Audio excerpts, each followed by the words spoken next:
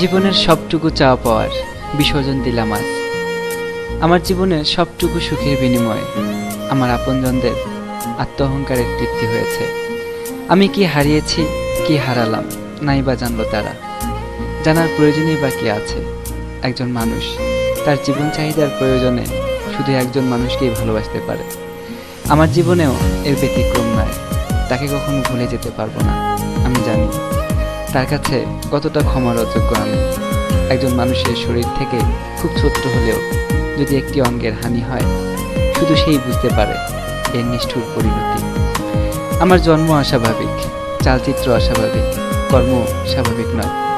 আমার সব অস্বাভাবিকতার কারণে অনেক কষ্ট পেয়েছে আমার আপনজনেরা। তার তুলনায় আমার ভালোবাসা কিংবা আমার সেই ভালোবাসার মানুষটি হয়তো খুবই ঠুনকো।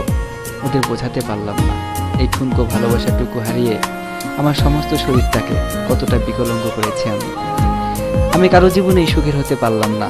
জন্মেছি কষ্ট দিয়ে, মৃত্যুটা এর কতটুকু ব্যতিক্রম হবে আমি জানি না। সুখ আমার জন্য নয়, আমি সুখের জন্য নই। তাই চেষ্টা করছি যতটা সম্ভব নিজের কাছ থেকে নিজেকেই লুকিয়ে রাখতে। একটি ভাঙ্গা আয়নায় কেউ কখনো তার মুখ দেখে না, কারণ ভাঙ্গা আয়নায় নিজের প্রতিচ্ছবিও টুকরো টুকরো দেখায়। এটা কেউ ব্যবহার করে না, ফেলে দেয় কোনো আবর্জনার স্তূপে। আমি তেমনি একটা ভাঙ্গা আয়না, পড়ে আছি এক গাদা আবর্জনার মাঝে। এখানে সেই সব জিনিস পড়ে থাকে যার কোনো প্রয়োজন নেই। আমিও সেরকম একটি অপ্রয়োজনীয় জিনিস, যার নাম কষ্ট, শুধুই কষ্ট।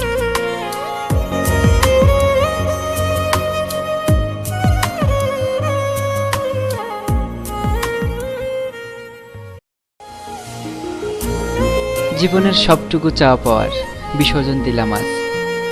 আমার জীবনের সবটুকু সুখের বিনিময়ে আমার আপনজনদের আত্মঅহংকারের তৃপ্তি হয়েছে। আমি কি হারিয়েছি, কি হারালাম, নাই বা জানলো তারা। জানার প্রয়োজনই বা কি আছে? একজন মানুষ তার জীবন চাহিদার প্রয়োজনে শুধু একজন মানুষকেই ভালোবাসতে পারে। আমার জীবনেও এর ব্যতিক্রম নয়। তাকে কখনো ভুলে যেতে পারবো না। আমি জানি তার কাছে কতটা ক্ষমার অযোগ্য আমি।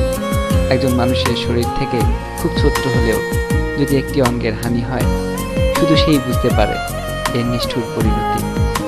আমার জন্ম অস্বাভাবিক, চালচিত্র অস্বাভাবিক, কর্ম স্বাভাবিক নয়।